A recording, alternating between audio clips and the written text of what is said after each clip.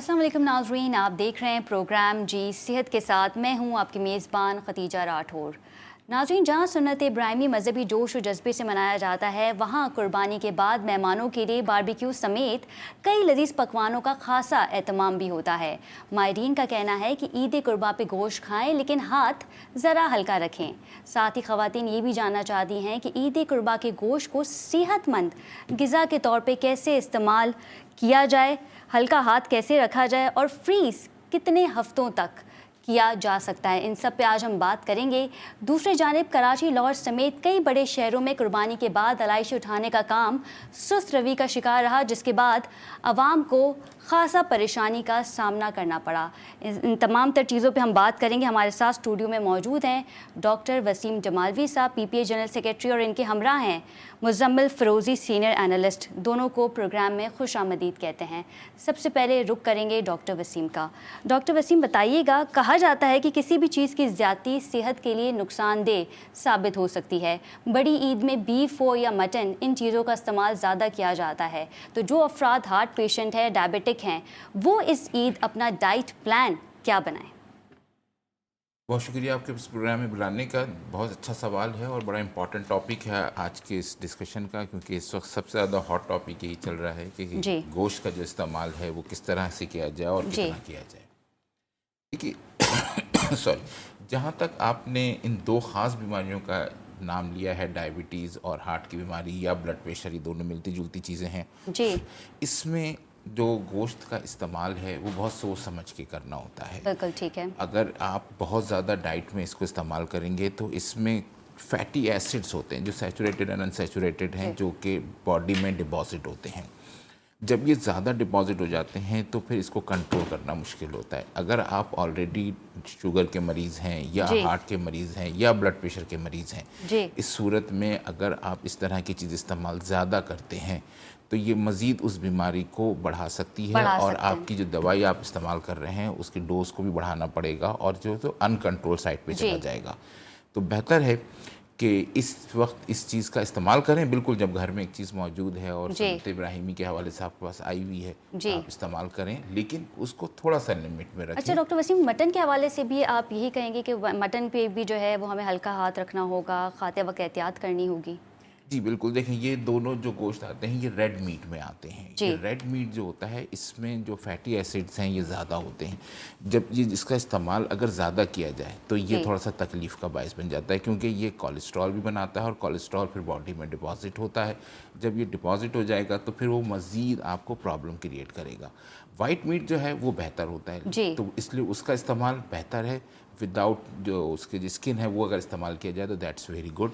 लेकिन red meat जो है, चाहे वो बीफ की सूरत में हो या मटन की सूरत में हो, उसका इस्तेमाल लिमिट किया जाए। बिल्कुल ठीक है, कम मिकदार में इसका इस्तेमाल किया जाए। मुल्क के बेशतर इलाकों में अलाइश उठाने का काम सुस्त रवि का शिकार नज़र आया। मुज़म्मिल, बताइएगा, कई मकामात पर सफाई के नाकिस इंतजामात देखने में आए। सॉलिड वेस्ट मैनेजमेंट इदारा बर वक्त इकदामात ना ले सका, क्या इतलात हैं आपके पास इस हवाले से? खदीजा, देखें, हर साल की तरह इस साल भी कराची की आवाम जो है को बहुत ज़्यादा मुश्किलात का सामना रहा और डंपिंग पॉइंट जो इन्होंने बनाए गए, टॉर्चर्स जो बनाए इन्होंने, वो इलाकों के दरमियान बना दिए। सिंध सॉलिड वेस्ट मैनेजमेंट जो पहले सिर्फ 2-3 डिस्ट्रिक्ट में था, इस दफ़ा पूरा कराची का कंट्रोल उनके पास था। पूरे कराची से अलाइशें उन्होंने उठानी थी। 5200 वर्कर और 6950 गाड़ियों के साथ सिंध सॉलिड वेस्ट मैनेजमेंट बुरी तरह नाकाम हो गया।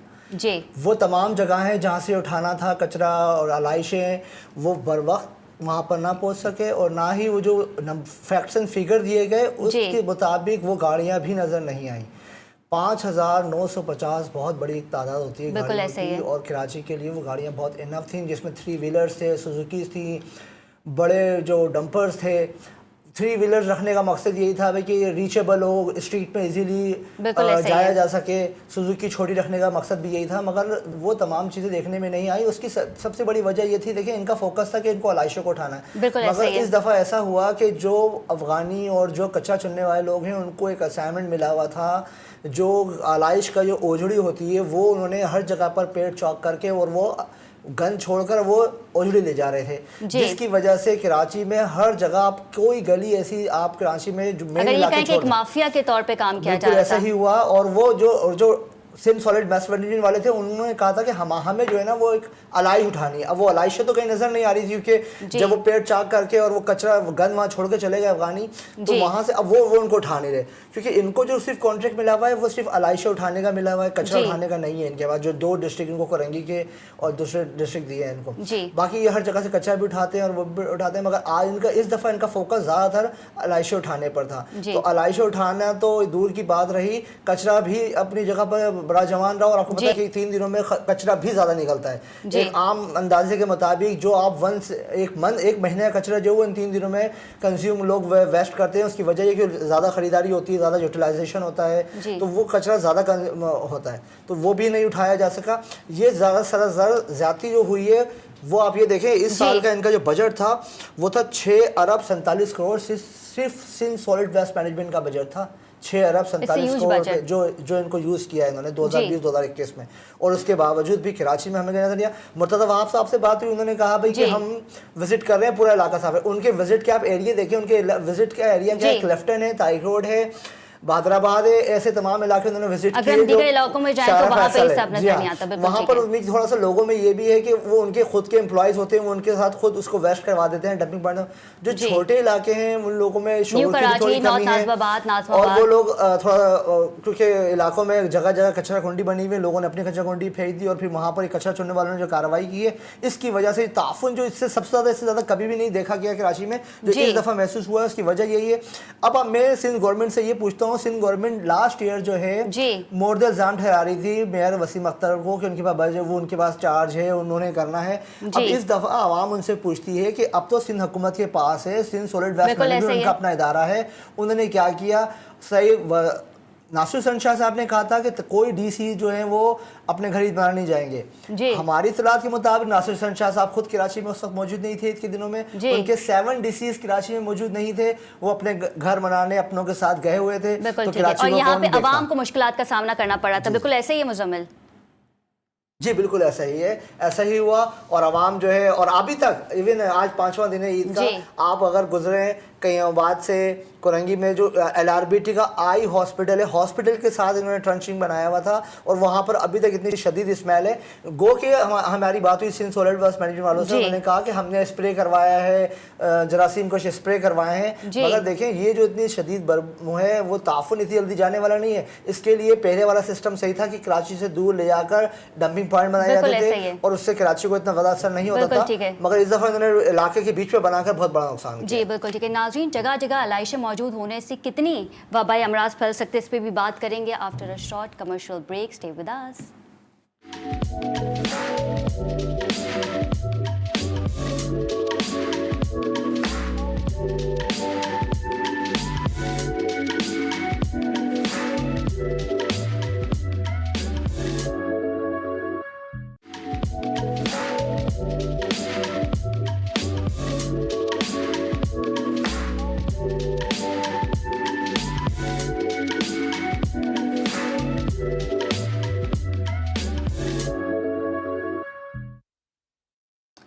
जी नाज़रीन, welcome back from the break. और ब्रेक में जाने से पहले हम बात कर रहे थे ईद के दौरान सफाई के नाकिस इंतज़ामात देखने में आए। डॉक्टर वसीम हमारे साथ स्टूडियो में मौजूद हैं। डॉक्टर वसीम, बताइएगा, जगह जगह अलाइशें मौजूद होने से कई वबाई अमराज फैल सकते हैं?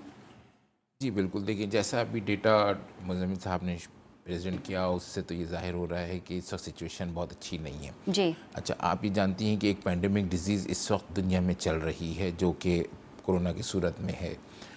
अगर वबाई अमराज अगर वबाई अमराज आते हैं तो उसमें सबसे ज़्यादा इम्पॉर्टेंट जो है वो हवा की ख़राबी होगी, जिससे कि वायरल इन्फेक्शन बहुत ज़्यादा होंगे। वायरल इन्फेक्शन वही चीज़ है जिसमें कि रिस्पायरेटरी ट्रैक में जो सांस के जजरा है उसमें नज़ला, ज़ुकाम, खांसी, बुखार वाली प्रेजेंटेशन देंगे। ये उमूमन बच्चों में ज़्यादा होगा, लेकिन इसमें बड़े भी पकड़े जा सकते हैं। जी, तो ये बिल्कुल वही प्रेजेंटेशन देंगे जो कि इस वक्त कोरोना की प्रेजेंटेशन है। जी। एक तो ये चीज़ है कि जिसमें कि आपको सफाई का ख्याल बहुत ज़्यादा करना पड़ेगा। बिल्कुल, अगर ये ठीक है। चीज़ नहीं होगी तो ये अगर वबा फूट पड़ी तो फिर बहुत ज़्यादा मुश्किल हो जाएगी। क्योंकि हम ऑलरेडी एक वबा से जूझ रहे जी, हैं। हमें डिफरेंशिएट करना मुश्किल हो जाएगा कि क्या हम इस हर बच्चे को और या हर इंसान को जो है कोरोना सस्पेक्ट करें, या हम इसको जो है इस हवाले से देखें कि ये इसमें कोई ऐसी डिजीज़ तो नहीं है जो कि इस बिल्कुल ऐसा ही है। वक्त वबा की सूरत में हमारे पास सिर्फ हमारे एरिया में आ जाए। बिल्कुल ठीक दूसरा है। ये कि अगर इन्फेक्शन ज़्यादा रहेगा और ये चीज़ पानी में मिक्स होती है तो फिर लूज मोशन और डायरिया की भी अलामत ज़ाहिर हो डायरिया की जाएगी। शिकायत भी मौसूल होती जी, रहेंगी। ये चीज़ भी ज़ाहिर होगी। तो इस सूरत में भी ये दो चीज़ें ऐसी हैं जो कि बहुत इंपॉर्टेंट हैं, जिसके लिए सफाई की ज़रूरत बहुत ज़्यादा है। अगर हम इसको बहुत तेज़ी से सफाई कर लेंगे तो फिर हम इस चीज़ से बच सकेंगे। बिल्कुल ठीक है। डॉक्टर वसीम, ये भी बताइएगा, सेहत बख्श ग़िज़ा की जहाँ हम बात करते हैं वहाँ पे मैं ये भी जानना चाहूँगी कि ईद कुर्बा के गोश्त को कितने हफ्तों तक फ्रीज़ किया जा सकता है, कितने हफ्तों तक इसका इस्तेमाल किया जा सकता है? जी बिल्कुल, देखिए ये तो हमारे यहाँ तो वैसे तो बहुत ज़्यादा इसको सेव किया जाता है, लेकिन जो डेटा है जो कि शो करता है कि किस तरह सेव किया जाए, तो आइडियली स्पीकिंग 3 से 5 दिन तक ऐसा होता है जिसको कि आप फ्रिज में रख के इसको रख सकते हैं और फ्रेशली यूज़ कर लें। दैट इज़ वेरी गुड, ये सबसे अच्छा तरीका होता है। लेकिन अगर इसको फ्रीज़ लॉन्गर पीरियड के लिए करना है तो आप डीप फ्रीज़ कर सकते हैं फॉर 12 वीक्स मैक्सिमम। इससे ज़्यादा अगर आप करेंगे तो फिर उसमें जो है प्रॉब्लम आने की चांसेस ज़्यादा होते हैं। कोशिश ये कर रहे हैं कि 1 हफ्ते के अंदर इसको इस्तेमाल करके इसको ख़त्म करें ताकि ये मसला इसका वहाँ तक जाए ना। सेहतमंद ग़िज़ा के लिए, सेहतमंद ग़िज़ा के बिल्कुल हवाले ठीक से। है, बिल्कुल ठीक है। मुज़म्मिल बताइएगा, कोरोना केसेस में इजाफे के बायस एक बार फिर सिंध में शादी हॉल्स बंद कर दिए गए, इंडोर आउटडोर डाइनिंग पे भी पाबंदी आयद कर दी गई। जहाँ वैक्सीनेशन का अमल जारी और सारी है, वहाँ सख्त इकदाम करके क्या तालीमी इदारों को खोला नहीं जा सकता? जहाँ कश्मीर में इलेक्शंस जारी हैं, जहाँ पे SOPs को फॉलो नहीं किया जा रहा, वहाँ क्या वैक्सीन करवा के रेस्टोरेंट्स खोले नहीं जा सकते? खदीजा, देखें ये तो बहुत दूर की बात है कि ये SOPs और लॉकडाउन पूरे पाकिस्तान में जाकर आप देखें, जितने भी इंटीरियर्स एरियाज़ हैं पाकिस्तान के, कहीं पर भी SOPs फॉलो नहीं हो रही। जी, आप देख लें, अभी कराची में रिसेंटली इलेक्शन हुए, अभी आज़ाद कश्मीर में इलेक्शन हो रहे हैं। हुकूमत को अपने कामों के लिए SOPs और लॉकडाउन याद नहीं रहता, अपने तमाम काम हुकूमत कर रही है, इलेक्शन करवा रही है, जल्द से जुलूस हो रहे हैं। जी। पढ़ाई का मामला हो, कराची के ताजिरों का मामला हो, कराची की को तबाह करना हो, तो इनको अपना लॉकडाउन और SOPs याद आ जाती है। जी, बिल्कुल सईद ऐसे ही गनी है। साहब जब से वज़ीर तालीम बने, उन्होंने वज़ीर तालीम बनने के बाद से लॉकडाउन चल रहा है, उनकी क्या कारकर्दगी रही है, मगर ठीक है। वज़ीर तालीम बने में बिल्कुल ठीक है। और तमाम जो उनके हिसाब किताब हैं, वो बजट आ रहा है, वो पैसे मिल रहे हैं, इलेक्शन कमीशन के हवाले से उनके स्टेटमेंट आ रहे हैं मुज़म्मिल। लेकिन जब हम तालीम की बात करते हैं, वहाँ पे 10 मिलियन बच्चों की जो बुनियादी ज़रूरत है तालीम, उस हवाले से कोई इकदाम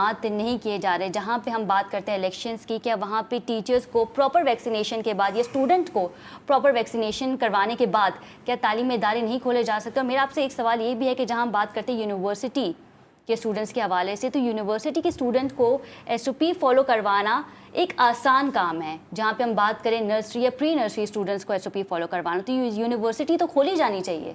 देखिए खदीजा, असल मसला ये है कि कराची की बेहतरी और कराची के अवाम की बेहतरी जो है वो सिंध गवर्नमेंट की कभी तरजीहात में रही नहीं है और ना ही कभी होगी। जी, सईद गनी साहब खुद कह चुके हैं, उन्होंने खुद सवाल किया एक जगह पर कराची में कि सिंध की आवाम कहती है कि कराची के अवाम कहते हैं कि हमने उनको कुछ नहीं दिया। तो मैं कराची के अवाम से पूछता हूँ, उन्होंने हमें क्या दिया? अब आप खुद बताएं, जो कराची डिवीज़न के सदर हों, यहाँ से MP की सीट जीते हों और वो इस तरह की बातें कर रहे हो, तो आप उन लोगों से कोई उम्मीद नहीं रख सकते। और देखिए, जहाँ तक बात तालीम की ना, तालीम और सेहत तो कभी सिंध हुकूमत की प्रायोरिटी तरजीहात में रहा ही नहीं है ना, तो उसको तो आप छोड़ ही दें। और वैक्सीनेशन का अमल जो करवा के वैक्सीनेटेड लोग जो है सिनेमा हॉल जा सकते हैं, कॉलेज यूनिवर्सिटी नहीं जा सकते। आप ये सोचें, ये सोचने की बात है ना। सिनेमा हॉल खोल दी जाते हैं। और जहाँ तरह की बात देखें, अभी मैंने खुद शादी हाल में एक जगह गया हूँ, उन्होंने मुझसे पूछा है कि भाई अपना वैक्सीन, आप ना मुझे वैक्सीनेटेड है आर यू? मैंने उनको व्हाट्सएप पर अपना दिखाया, सेलफोन में मेरे पास सेफ था, उन्होंने मुझे अंदर जाने दिया। जब ये अगर तमाम SOPs को फॉलो किया जा रहा है कराची में शादी हाउस में, शॉपिंग सेंटर्स में, तो फिर ये लोग क्यों बंद कर रहे हैं? आप सोचें, ये एक बहुत बड़ा गेम है, कराची को बिल्कुल तबाह करना है, मईशत को तबाह करना है।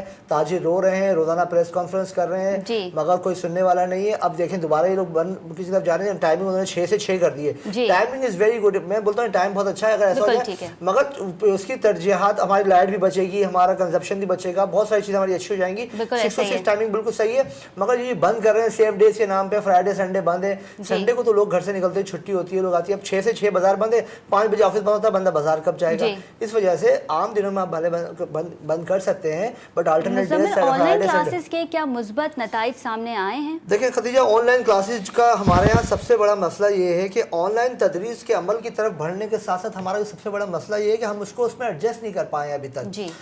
ये ऑनलाइन तदरीस कितनी फ़ायदेमंद है इसके जानने के लिए तहकीक और बहुत एक अच्छी रिसर्च की ज़रूरत है, जो हमारे यहाँ अभी तक मौजूद नहीं है। जी। अमेरिका, यूरोप में और बहुत सारे लोगों के ममालिक की एग्जांपल्स देते हैं, मगर वहाँ वो इससे पहले ही काम चलता रहा है। एग्जेक्टिव क्लासेस ऑनलाइन होती रही हैं। हमारे यहाँ ये जस्ट फर्स्ट टाइम हमारा जो पैंडेमिक से शुरू हुआ है कि ऑनलाइन क्लासेस भी हो सकती और बहुत हैं। से स्टूडेंट्स के पास ये सहूलत भी मौजूद नहीं है। ये सबसे बड़ा मसला यही है, जो बहुत सारे प्रोफेसर्स और मैंने उनको पढ़ा भी है, उन्होंने अपने सोशल मीडिया पे एक्सपीरियंस शेयर किए हैं कि सबसे बड़ा इशू जो आता है वो इंटरनेट का इशू आता है। इंटरनेट हमारे बंद हो जाते हैं। अभी कल एक चैनल पर हम थे और चैनल का इंटरनेट बंद था, चैनल बंद था, नहीं, अब 13 मिनट तक नहीं वो चल सका। तो आप बताएं, जब कराची में रहकर चीज़ें बंद हो जाती हैं तो फिर इंटीरियर से और दूसरे इलाकों में नहीं हो सकता। ऑनलाइन सिस्टम के लिए हमें एक तहकीक की ज़रूरत है, हमें बहुत ज़्यादा रिसर्च की ज़रूरत है, एक अच्छे लोगों को सामने लेकर आना पड़ेगा। अब तक हमने नहीं की है। उसी वक्त ही मुमकिन हो सकेगा जब हम इस राह पर आगे बढ़ें, ऑनलाइन सिस्टम को हम बिल्कुल अडॉप्ट कर लें और हमारे पास इतने हाईली क्वालिफाइड और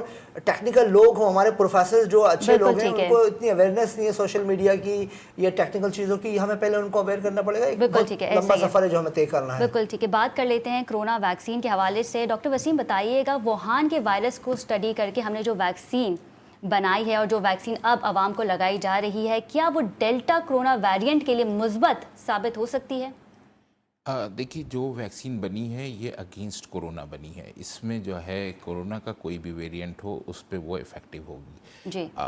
लेकिन इसकी इम्पॉर्टेंस ये है कि इसमें एक ह्यूज अमाउंट जो आबादी है उसको जो है वैक्सीनेटेड होना है। 60 to 80% आबादी वैक्सीनेट होगी तो इस डिज़ीज़ पे हम काबू पा सकेंगे। जी। अभी तक अगर आप डेटा देखें तो हमारे पास जो फर्स्ट डोज लगी है वो तकरीबन 1,04.3% लोगों को लगी है। बिल्कुल ठीक है। जो फुली वैक्सीनेटेड लोग हैं वो 68 लाख हैं, जो कि तकरीबन 68 लाख, हाँ, मोर देन 68 लाख हैं, जो कि तकरीबन 3.2% है। बिल्कुल ठीक है। ये 22-23 जुलाई का डेटा है, तो उसमें जो है टोटल इस तरह की वैक्सीन लगी है। ठीक है। अगर साइनोफार्म वैक्सीन जो लग रही है या जो दूसरी जितनी भी वैक्सीन अवेलेबल हैं, ये कोरोना वायरस के अगेंस्ट कवरेज देंगी। क्योंकि देखिए, बात ये है कि होता ये है कि जब कोई भी वैक्सीन लगाई जाती है किसी भी किस्म की, किसी भी डिजीज़ के खिलाफ जी, तो वो बॉडी में जाके बॉडी के सिर्फ मेमोरी सेल को जाके इंट्रोड्यूस कर देती है कि इस तरह की कोई चीज़ अगर तुम्हारे जिस्म में आती है तो उसके खिलाफ आपकी बॉडी रिएक्ट करती है। ये तरीका होता है वैक्सीन का। तो अगर आपके जिस्म में वैक्सीन मौजूद होगी तो इसका मतलब है कि आपके जिस्म में जो एक इम्यून सिस्टम है आपका, वो इस चीज़ से स्टिमुलेट हो जाएगा कि को बढ़ाएगा, बूस्ट करेगा। जी, अगर आपके जिस्म में इसका वायरस जो ओरिजिनल वायरस है वो पहुंच जाए तो उसके अगेंस्ट आपका बॉडी रिएक्शन देगी और वो उसको ख़त्म कर देगी। अब एक यहाँ पे सवाल उठता है कि जिनको वैक्सीन लगी है उनको भी तो हो रहा है। बिल्कुल ऐसा ही है। अगर उनको भी तो हो रहा है तो उसका देखिए, बात यह है कि कोई भी वैक्सीन लगती है किसी भी किस्म की जी, तो उसकी एफिकेसी जो है वो 60 to 80% होती है। ठीक है। इतने परसेंट तो वो लोगों को बिल्कुल सेफ कर लेगी। ठीक है। अब दूसरी चीज़ ये है कि जो रिमेनिंग लोग हैं, अगर उसमें वो बीमारी जाती है, जो रिमेनिंग 20 to 40% लोग हैं, अगर वो होती है तो चूंकि बॉडी में उनकी इम्यून सिस्टम मौजूद है तो वो उसको सीवियर नहीं होने देगी। तो सीवियर नहीं होने देगी। जो वैक्सीनेटेड लोग हैं उनको वो सीवियरिटी कम हो जाएगी। तो उस चीज़ की वजह से इनकी मॉर्टेलिटी और मॉर्बिडिटी जो इस बीमारी की है वो कम हो जाएगी। तो इसलिए ये अगेंस्ट डेल्टा जो आ रहा है वेरिएंट, उसके अगेंस्ट भी बहुत अच्छी काम कर रही है। जी, अभी रिसेंटली मैं एक रिसर्च देख रहा था, एक आर्टिकल देख रहा था जी, तो उसमें स्पेसिफिक उन्होंने लिखा हुआ है कि जो ये 2-3 वैक्सीन जो पाकिस्तान में अवेलेबल हैं, ये अगेंस्ट द डेल्टा भी इनकी इफेक्टिवनेस बहुत ज़्यादा साबित हो रही है। बिल्कुल ठीक है जी। नाज़रीन, कोरोना की सूरत हाल पे मज़ीद बात करेंगे after a short commercial break. Stay with अस।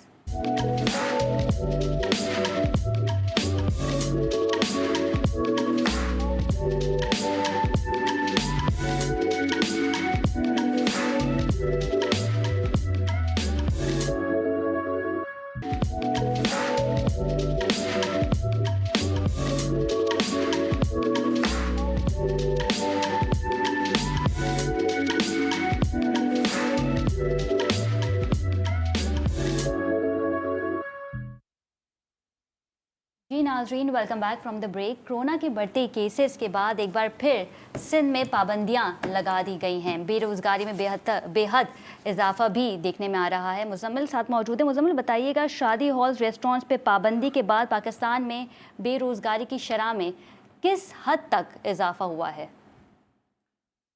देखिए खदीजा, इसमें जो सबसे बड़ा मामला पाकिस्तान का है, पाकिस्तानी मईशत जितनी मुतासिर इन 2 सालों में हुई इतनी कभी भी नहीं हुई। जी, चाहे वो कारगिल के मामलात हों या इससे पहले इतनी दहशतगर्दी का सामना रहा, उस वक्त भी नहीं हुआ। जी। ये हुकूमत ने कोरोना के सबब जितनी बुरी तरह मईशत को बर्बाद किया है ना लॉकडाउन के नाम पे, उसका कोई हिसाब किताब नहीं है। बिल्कुल ऐसे ही है। वज़ीर मनसूबाबंदी असद उमर साहब खुद फरमाते हैं, उन्होंने सेनेट में रिपोर्ट दी, उसमें बताया कि इस दौरान, लॉकडाउन के दौरान 37% जो बरसरी रोज़गार अफराद थे वो बेरोज़गार हो गए। मतलब अगर 100 लोग काम कर रहे थे उसमें 37 लोग बेरोज़गार हो गए, जिसमें से इनको अगर चली गई और वो काम ढूंढ रहे हैं, इनको दोबारा काम भी नहीं मिल रहा।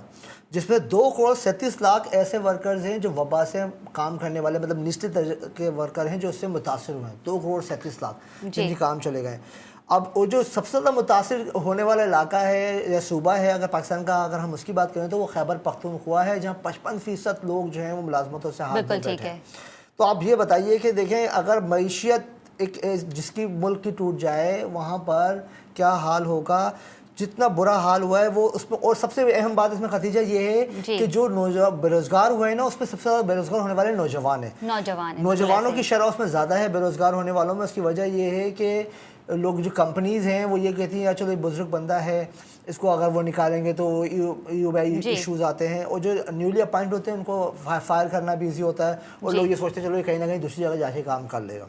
बिल्कुल ठीक है। मुजम्मिल, कहने को तो तालीमी इदारे बंद है, लेकिन फीसेस जो हैं वो बर वक्त हर माहाना ली जा रही हैं। तो वो पेरेंट्स जिनकी नौकरी नहीं है, जो अब नौकरी पे नहीं है, उनको निकाल दिया गया है, उनके लिए इस महंगाई में रहना कितना मुश्किल है, और हर माह जो है उन्हें अपने बच्चों की फीसेस भी देनी होती हैं। देखिए, बहुत ज़्यादा शर्म का मकाम है इस हुकूमत के लिए कि वो अपनी आवाम को किसी भी किस्म का कोई भी रिलीफ देने में नाकाम रही है। चाहे वो मेडिसिन का हो, चाहे वो फूड डिस्ट्रीब्यूशन हो, और चाहे वो एजुकेशन हो। तमाम स्कूलों को सुप्रीम कोर्ट ने इस पर एक्शन लिया था और ऑर्डर किया था कि भाई कि अब स्कूल वाले फ़ीस नहीं लेंगे। तो फिर स्कूल एसोसिएशन ने केस कर दिया भाई कि अगर हम किराया कहाँ से देंगे, बिजली के बिल आ रहे हैं वो हम कहाँ से भरेंगे, हमारे जो एक्सपेंस जो चल रहा है स्कूल वो कैसे पूरा होगा। तो सबसे बड़ा जो रेंटेड बिल्डिंग थी उनको इशू था। उन्होंने ये करके भाई वो जो 50% माफ़ हो रहा था वो भी ख़त्म करवा दिया, अभी 100% ले रहे हैं। और ये स्कूल माफिया देखें, बिल्कुल वो ज़बरदस्त तरीके से पैसा कमा रहे हैं। इस वक्त जो अगर सबसे ज़्यादा फ़ायदा हो रहा है ना वो स्कूल्स को हो रहा है।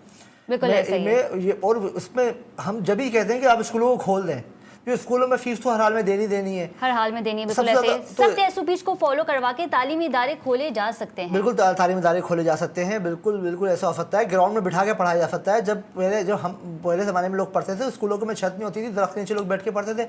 तो जब ग्राउंड में बच्चा खेलने के 3 घंटे गुजार सकता है, ग्राउंड में बच्चा खेलने के लिए 3 घंटे गुजार सकता है, तो 1 घंटे बैठ के पढ़ भी नहीं सकता। आप ग्राउंड में बिठा के पढ़ा दें, पढ़ाने वाले तो बने, मगर हमारी तरजीहात में तालीम नहीं है। और ये बेरोजगार, अब देखिए जो आने वाली नस्ल होगी, जो 2 साल पढ़ा नहीं होगा उन बच्चों ने, हम आगे आप ये देखें आने वाला वक्त बहुत बुरा होने वाला है, क्योंकि हम क्या डिलीवर करेंगे, हमारे जो आने वाले बच्चे हैं वो किस तरह से काम करेंगे, उनकी क्या नॉलेज होगी। अगर वो डॉक्टर बन रहा है या वो FSC कर रहा है तो उसने FSC में 2 साल पढ़ा ही नहीं, अब वो BSc में जाके क्या करेगा। तो ये जो बहुत जो बुरा हाल हो गया ना तालीम का जो बुरा हाल अगर ज़माने में नकल माफिया ने करा था, उससे ज़्यादा बुरा हाल तो अब होने वाला है। क्योंकि बच्चे अगर पढ़े पास हो रहे हैं, मैट्रिक के पेपर वक्त से पहले आउट हो रहे हैं, पेपर होने रहे हैं, और अभी इंटरमीडिएट के एग्जाम होने वाले हैं, कोई तैयारी इनकी है नहीं। अब देखें क्या होता है। बिल्कुल ठीक है। डॉक्टर वसीम, बताइएगा कराची में कोरोना की मौजूदा सूरत हाल क्या तसल्ली बख्श है? जी देखिए, इस वक्त तो पूरी दुनिया ही में कोरोना की सूरत हाल तो बहुत अच्छी नहीं है जी। अगर स्पेसिफिकली हम पाकिस्तान में और अपने शहर कराची में आ जाएं तो यहाँ भी जो सिचुएशन है वो बहुत अच्छी नहीं है। पिछले 24 घंटे में भी काफ़ी केस रिपोर्ट में, ऑलमोस्ट तकरीबन 1800 से ज़्यादा केस रिपोर्ट में पाकिस्तान में, जिसमें मेजॉरिटी बग जो है वो सिंध से है और सिंध में सबसे ज़्यादा कराची से। बिल्कुल ठीक है। और ये जो वेरिएंट है ये डेल्टा वेरिएंट की केसेस आ रहे हैं। मोस्टली जो वेरिएंट है वो डेल्टा वेरिएंट है। इसके कुछ टेस्ट जो करवाए गए हैं उसमें 100% निकला है कि जितने भी भेजे गए थे इसको देखने के लिए स्पेसिफिक के कौन सा है, तो सब डेल्टा निकले हैं। तो डेल्टा वेरिएंट तो बहुत ज़्यादा है। अच्छा, डेल्टा वेरिएंट में ये है कि देखिए कोरोना वायरस जो है इसका जो लगने का जो होता था तरीक़ाकार आर फैक्टर 3 था, और वो ये होता था कि ये 1-1.5 घंटे हवा में रहने के बाद फिर किसी सरफेस पे जाकर बैठ गया और वहाँ से फिर हाथ लगा, जैसे डोर नोब है या टेबल है, गिलास है, किसी चीज़ पे लगा तो वहाँ से लगता था। लेकिन जो डेल्टा वेरिएंट है ये हवा में थोड़ा ज़्यादा देर रुकता है, तकरीबन 8 से 10 घंटे तक, या उससे थोड़ा ज़्यादा भी ये हवा में रुक सकता है। तो इसमें वेंटिलेटेड एयर की बड़ी इंपॉर्टेंस है। जैसा भी उन्होंने बताया कि जी स्कूल में अगर हम ओपन एयर में क्लासेस ले लें तो बहुत अच्छा है, तो दैट्स गुड आइडिया कि अगर आप ओपन एयर में इतना काम करें, खिड़कियाँ खुली रखें, दरवाजे खुले रखें, एसीज़ को बंद कर दें, तो ऐसी सिचुएशन में आप इस पर काबू पा सकते हैं, वरना ये चीज़ जो है मज़ीद बढ़ती चली जाएगी। ये वायरस कितनी देर तक रहता है डॉक्टर वसीम? देखिए ये वैसे तो सरफेस पे डिफरेंट है, 2 घंटे से लेके और तकरीबन 1.5 दिन तक का है इसका सरफेस पे, किसी भी जगह पे अगर ये वहाँ पे रुक गया तो। लेकिन एयरबॉर्न जो है, एयरबॉर्न में ये 1 से 1.5 घंटा एयरबॉर्न था कोरोना वायरस का जो पुराना वेरिएंट था, जो कि पहले था हमारे जो शुरू में आया था। लेकिन जो डेल्टा वेरिएंट है ये हवा में ज़्यादा रहता है। जब हवा में ज़्यादा रहेगा और आपका जो क्लोज़ एरिया होगा, जो क्लोज़ बंद जगह है जहाँ एसी का इस्तेमाल ज़्यादा है, तो वहाँ पे ये लगने के चांसेस के ज़्यादा होते हैं, ज़्यादा हो सकते हैं। तो ओपन एयर में अगर आप रहते हैं, फ्रेश एयर है, वेंटिलेशन अच्छी है, खिड़की दरवाजे खुले हुए हैं, या ओपन एयर में काम हो रहा है, तो वहाँ पे इसके चांसेस कदर डॉक्टर वसीम, वहाँ से जो वेरिएंट आया था कि अब उसके केसेस आना ख़त्म हो गए हैं? नहीं, वो भी मौजूद है। देखिए बात ये है कि किसी भी किस्म का कोई भी वायरस हो, वो अपना जो है हैबिट चेंज करता है, वक्त के साथ चेंज करता है और डिफरेंट हैबिट देता है। आपको पता है इसमें जो है न्यूजीलैंड का भी वेरिएंट अलग है, इंडियन वेरिएंट अलग है, डेल्टा का वेरिएंट है, शुरू में जो आया था वो अलग वेरिएंट है। तो ये अपने जिस एरिया में जाता है उस एरिया के हवाले से भी अपने वेरिएंट को, अपने हैबिट को चेंज करता है। अच्छा, ये वेरिएंट कितनी तेज़ी से फैलता है ये भी बताइएगा। देखिए ये डिपेंड करता है, अगर आप अच्छे SOPs को ख्याल करते हैं। आप ये देखिए कि इस वक्त आप जिस एरिया में भी जाइए, आप SOPs को देखेंगे कहीं पे भी बहुत ज़्यादा ख्याल नहीं रखा जा रहा है। आप बाहर निकल जाएं, आपको 99% लोग मिलेंगे जो कि बगैर मास्क के होंगे। बिल्कुल ऐसा ही है। वो कहीं भी जा रहे होंगे, या फिर उनके मास्क उनकी प्रॉपर कवरेज नहीं होगी, लगाया हुआ तो होगा लेकिन वो उस प्रॉपर तरीके से नहीं लगाया हुआ होगा। तो ये भी एक वजह होती है फैलने की।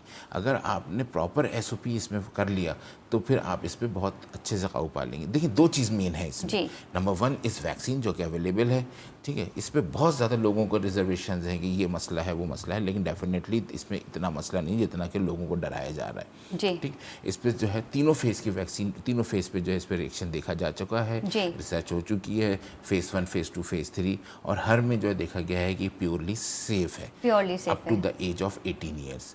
18 ईयर्स तक ही बिल्कुल सेफ है। 18 ईयर्स, अच्छा इसके नीचे अब बात होती है कि जी 18 साल से नीचे के लोगों को भी तो ये बीमारी लग रही है, तो क्या वो जो हैं उनको क्यों नहीं लगाई जा रही है वैक्सीन? तो अब तक का जो डेटा ये आ रहा है कि जो 18 साल से छोटे लोग हैं, अगर उनको ये बीमारी लगती भी है तो इसकी मॉर्टिलिटी और मॉर्बिडिटी इतनी ज़्यादा नहीं है, यानी इतनी तकलीफ दे नहीं होता उनको, वो बहुत आराम से इसको सेव कर जाते हैं। लेकिन जैसे जैसे उम्र बढ़ती है या उनको कोई एडिशनल कोई और बीमारी, जैसे हमने शुरू में बात की थी, डायबिटीज़ है, हाइपरटेंशन है, या कोई मॉर्बिड है, कोमॉर्बिड है, तो उनको ज़्यादा तकलीफ दे होती है। तो ऐसे लोगों को बहुत जल्दी वैक्सीनेशन कर लें। अगर हम अपना वैक्सीनेशन का रेशियो बहुत अच्छा कर लेते हैं, ठीक, अभी तक हमारा रेशियो बहुत अच्छा नहीं है, अच्छा नहीं है। अभी हम तक 3.2% से लेके तकरीबन लेस देन 5% पे हैं।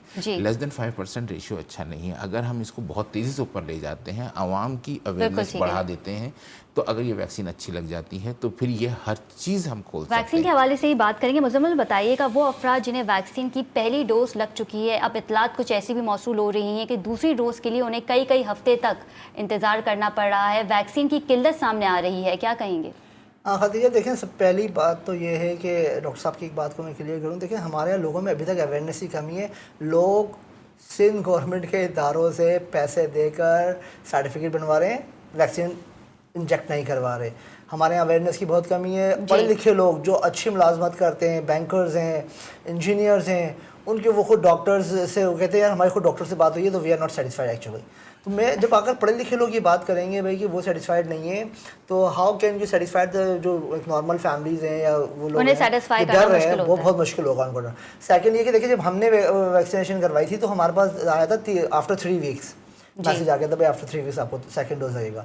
अब कल भी ताजिर बरादरी भी शिकायत कर रही थी कि भाई सिंध गवर्नमेंट का वैक्सीनेशन के मराकज़ में रश बहुत है। हाँ, और जहाँ तक बात SOPs क्यों कर रहे हैं ना, आप चलें मेरे साथ, आप देखें जो वैक्सीनेशन सेंटर है वहाँ कुर्सियाँ मिली रखी हुई हैं और सब एक लाइन में बैठे हुए हैं और लड़ रहे हैं, वहाँ पर शोर शराबा हो रहा है, कोई एसओपीज नहीं है, विदाउट मास्क लोग आ रहे जा रहे हैं। जितने भी सिंध गवर्नमेंट के जो इदारे हैं वहाँ पर आप जाके, और अगर आप किसी अच्छे हॉस्पिटल चले हैं वहाँ इतनी एसओपीज हैं कि वहाँ पे पहले आपको किट पहनाएंगे, वो आपको जैकेट पहनाएंगे, ग्लव्स पहनाएंगे, फिर आप अंदर जाएंगे। तो दैट्स वेरी गुड। अगर वो डॉक्टर साहब की बात बिल्कुल सही है, जब तक हम एसओपीज को फॉलो नहीं करेंगे।